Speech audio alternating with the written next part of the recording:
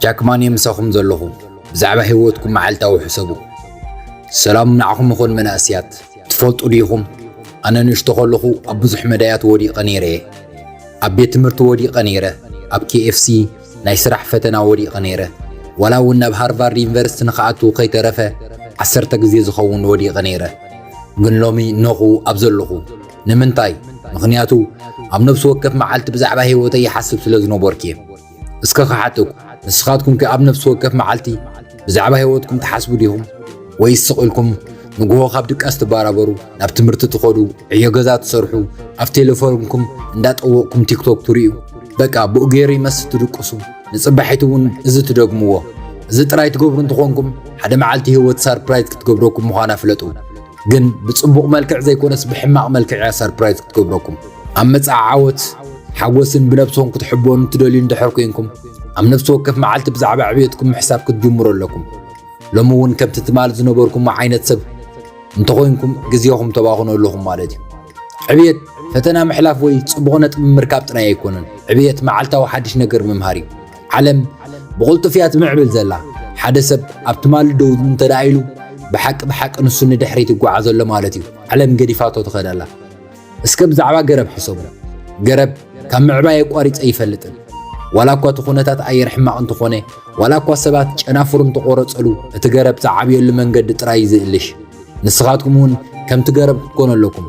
ኣብ ዝኾነ ይኹን ህሞት ኮይንኩም መዓልታዊ ሓድሽ ነገር ተምሃሩ ንነብስኹም ፈትንዋ ምምሕያሽ ድማ ፈጺምኩም ኣይተቋርጹ ዕብየት ካብ መጽሓፍቲ ጥራይ ኣይኮነን ዝርከብ ካብ ተመክሮታት ጌጋታትን ሓድሽ ነገር ምፍታንን እውን ይዝርከብ ሓድሽ ነገር ንኽትፍትኑ ትፈርሑ እንተደኣ ኮይንኩም ንዕብየትኩም ትፈርሕዋ ዘለኹም ገለ ኸባኻትኩም ሓደ ንግዲ ክጅምር ዝደሊ ሰብ ኣሎ ግን ንኽሳራ ፈርሕ ገሊኹም ከዓ ክእለትኩም ከተመሓይሽ ትደልዩ ግን ከዓ ኣብ ልምምድ ሰነፋት ኢኹም ወይ ድማ ትሬኒንግ ኣይትገብሩን መዓልታዊ ነብስኹም ሎሚ እንታይ ተማሂረ ከመይ ተመሓይሸ ኢልኩም ሕተትዋ መልሲ እንተደኣ ዘይብልኩም ኣብ ህይወትኩም ሓንቲ መዓልቲ ኣባኺንኩም ኣለኹም ማለት እዩ ብቐጻሊ እንድሕር መልሲ ዘይብልኩም ድማ ብዙሕ መዓልታት ተባኽኑ ኣለኹም ማለት እዩ ብዙሕ መዓልታት እንተደኣ ኣባኺንኩም ድማ መጻኢኹም ተባኽኑ ኣለኹም ማለት እዩ ብዙሓት መናእስያት ንውድቀቶም መምኽነይታታት ምቕራብ ይፈትዉ እዮም መምህረይ ስለ ዘይፈትዎኒ ወዲቐ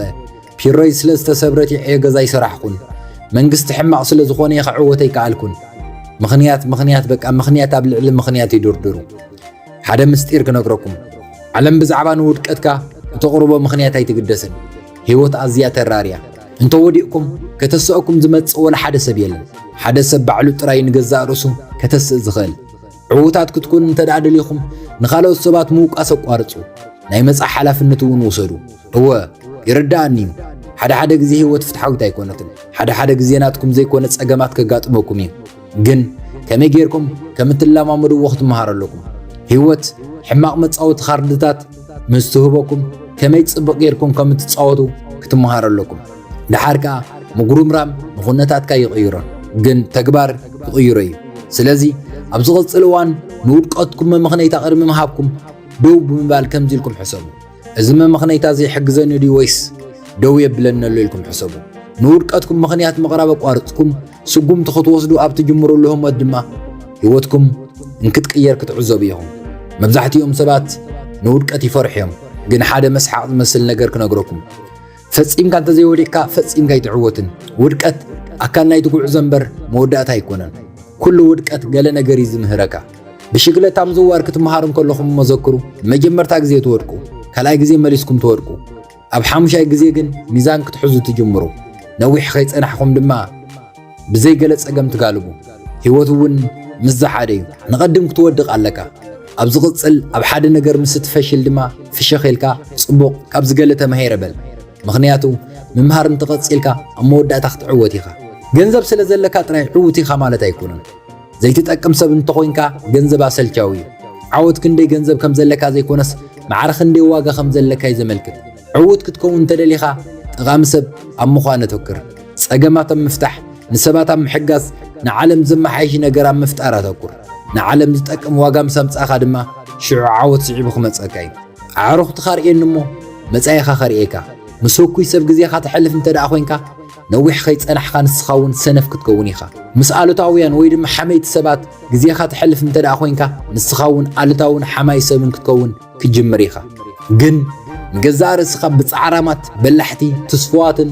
ኣውንታውያን ሰባት እንተኸቢብካያ ከምኦም ክትከውን ኢኻ ዝመርሑኻ ድለ ዝምሁርኻ ድለ ዝሓሸ ንኽትከውን ዝፈታቱንኻ ሰባት ድለ ምኽንያቱ ኣብ መወዳእታ ከምቶም ዝበዝሐ ግዜኻ ምስ ትሕልፈሎም ሰባት ኢኻ ትኸውን ስለዚ ግዜኻ ምስ መን ከም ትሕልፍ ብጥበብ ምረፅ ኣብ ዓለም እቲ ዝበልሐ ሰብ ክትከውን ትኽእል ኢኻ ግን ከመይ ጌርካ ከም ትረዳዳእ ዘይትፈልጥ እንተደኣ ኮይንካ ተውበኻ ፋይዳ የብሉን ብዙሓት መናእስያት ዝርርብ ማለት በይንኻ ምዝራብ እዩ ዝመስሎም ግን ኣይኮነን ዝርርብ ማለት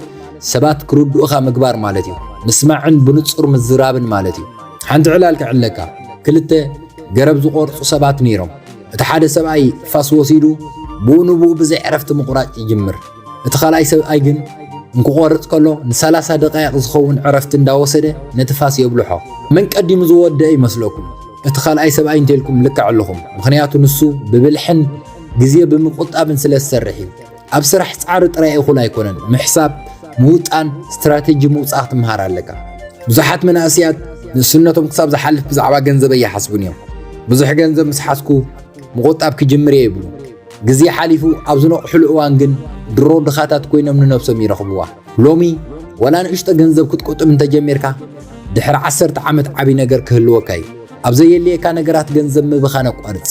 ጽቡቕ ብላዕ ኣካላዊ ምንቅስቓስ ግበር እኹል ድቃስ ውሰድ ኣብ ኣካላትካ ድማ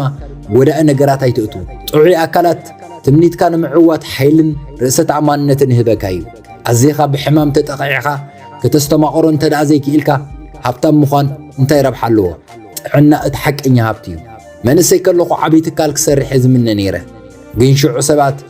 እንታይ ከም ዝብሉኒ ነበሩ ትፈልጥ ጃክ ትጽለል ኣለኻ ንስኻ እኮ ድኻ መምህር እንግሊዘኛ ጥራይኻ ይብሉኒ ነይሮም እንተዝሰምዖም ነይረ ሎሚ እውን ድኻ ምኾንኩ ግን ኣነ ክሰምዖም ኣይደለኹን ኣብ ሕልሜ ኣሚነ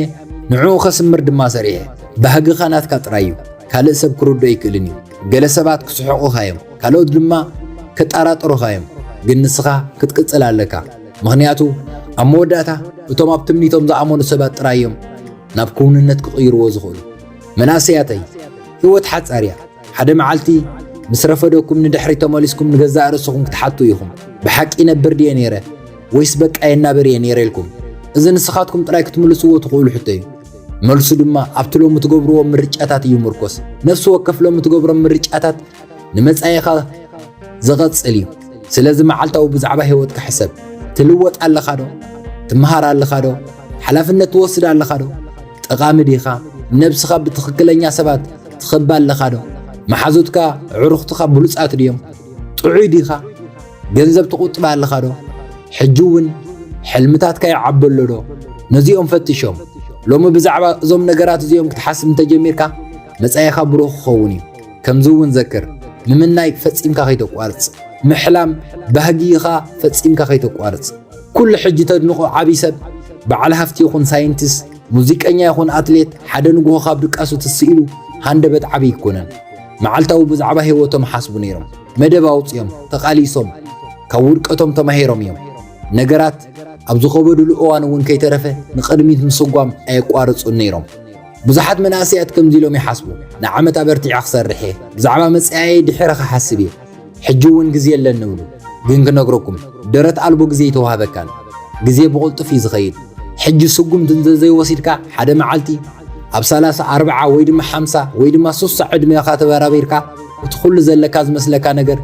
ግዜ ናበይ ከም ዝኸደ ክትሓስብ ኢኻ እቲ ዝዓበየ ናይ መናእስያት ጌጋ ግዜ ንዘለዓለም ኣለኒ ኢሎም ምሕሳቦም እዮም እቲ ሓቂ ግን ነፍሲ ወከፍ ተባኽና መዓልቲ ፈጺምካ ክትመልሳ ዘይትኽእል መዓልቲ እያ ዕውታት ሰባት ኣብ ዓመት ሓደ ግዜ ዘይኮነስ ኣብ ነፍሲ ወከፍ መዓልቲዮም ብዛዕባ መጻዮም ዝሓስቡ መብዛሕትኦም መናእስያት ዓበይቲ ትምኒታት ኣለዎም ግን ነቲ ምቹእ ግዜ ክጽበዩ ፈጺሞም ተግባር ኣይጅምሩን እዮም ብዙሕ ገንዘብ ምስ ሓዝኩ ክጅምር እየ ይብሉ ትምህርቲ ምስ ወዳእኹ ክጅምር እየ ይብሉ ድልው ኮይኑ ኣብ ዝተሰማዓኒ ክጅምር እየ ይብሉ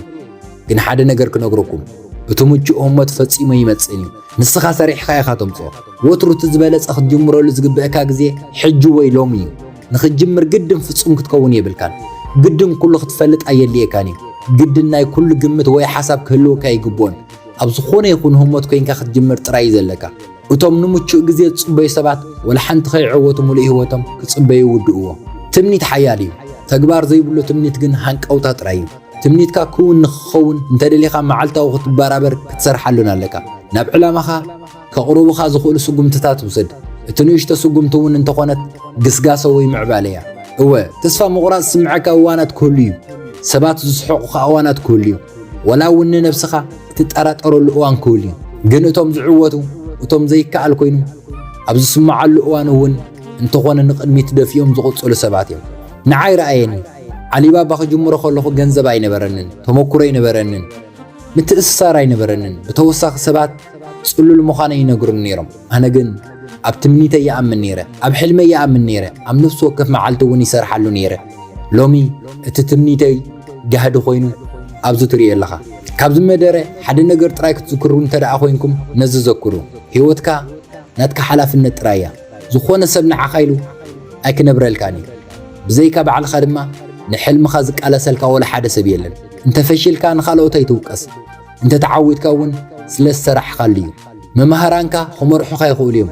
ወለድኻ ክድግፉኻ ይኽእሉ እዮም። ግን ኣብ መወዳእታ ንስኻ ጥራይኻ መጻኢኻ ክትሃንጽ ትኽእል። ስለዚ መናእስያት ሃገረይ፣ መናእስያት ዓለም ሓንቲ ናይ መወዳእታ ሓሳብ ክገድፈልኩም።